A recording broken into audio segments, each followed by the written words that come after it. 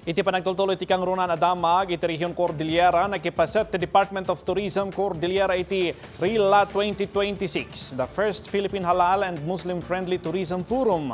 Ken Car Innovator karaman iti top 10 finalist iti 2026 Presidential Philippine Innovation Awards Luzon Subnational Competition. Dayta kenda dumadamag idano ni PTV Intern Christian Canina. Nakikaykay sa ti Department of Tourism Cordillera iti naisayang kat RILA 2026, the first Philippine Halal and Muslim-friendly tourism forum, apasat iti panangrambak ti Salam 2026, the third Halal Tourism and Trade Expo. Naipateng ditoy ti kinapatag ti panambukal iti sistema kadagiti akomodasyon ken pagpasyaran ang mga respeto iti naduma-duma a kultura ken pamati. Panggap ti addang a pagkaykaysaan dagiti puwersa ti gobyerno ken pribado a sektor tapno maitandudo ti pagilian kas maysaan na talged ken addaan iti napipintas a destinasyon ken maparangay ti lokal nga ekonomiya.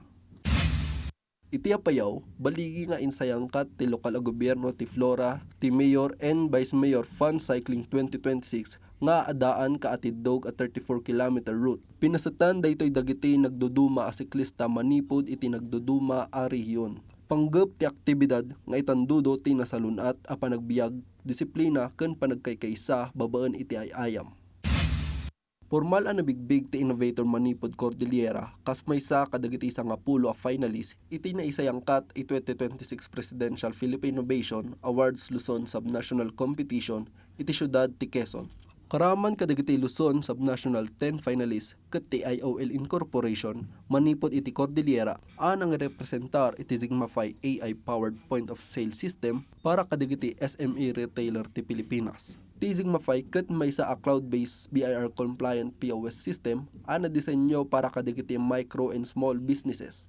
Ti panakabigbig ti IOL Incorporation ket itampok na ti dumakdakkel a pigsa ti Cordillera Innovation Ecosystem ken ti kapasidad ti rehiyon amang bukal kadagiti solusyon babaen iti teknolohiya para kadagiti Filipino entrepreneur. Ti Presidential Philippine Innovations Award ket agserserbi a premier platform iti pagilian amang bigbig kadagiti Filipino innovation nga adaan iti commercialization potential. Christian Canina para iti pagilian.